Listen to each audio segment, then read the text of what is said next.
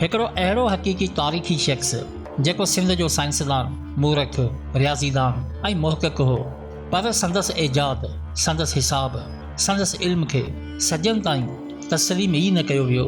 हिते ज़ुल्म जी कहाणी समाज खां वधीक त तारीख़ में मिले थी त कीअं असांजे इल्म, असांजी साइंस खे दॿायो वियो, अक़ल ऐं शऊर खे हिन सरज़मीन खां परे रखण जी हर मुमकिन कोशिश कई वई।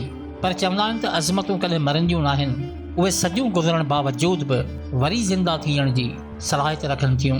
आउं आहियां अज़ीज़ ज़ोर ऐं तव्हां ॾिसी रहिया आहियो अज़ीज़ ज़ोर ऑफिशियल फेसबुक पेज।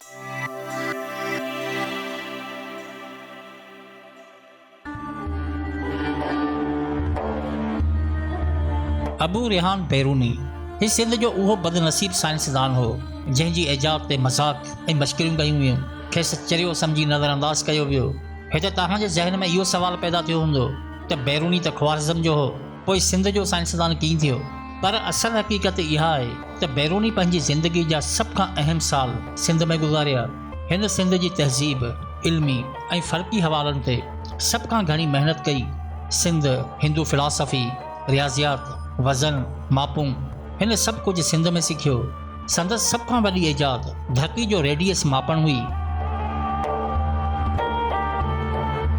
हे दुनिया जो उहो वाहिद साइंसदान हो जंहिं जबल ते बीही सिर्फ़ रियाज़ी ऐं ज़ाविये जी मदद सां अर्थ रेडियस जो हिसाब कढियो। दुनिया हैरान तॾहिं थी जॾहिं जदीद साइंस सां मुशाबत कई वई त हिन जो हिसाब लॻभॻि अॼु जी साइंसी माप जे बराबरि निकितो। न दूरबीन, न सैटेलाइट, न जदीद औज़ार, सिर्फ़ ख़ालिस रियाज़ियाती एजाद जंहिं अॼु जी जदीद साइंस खे बि हैरत में विझी छॾियो।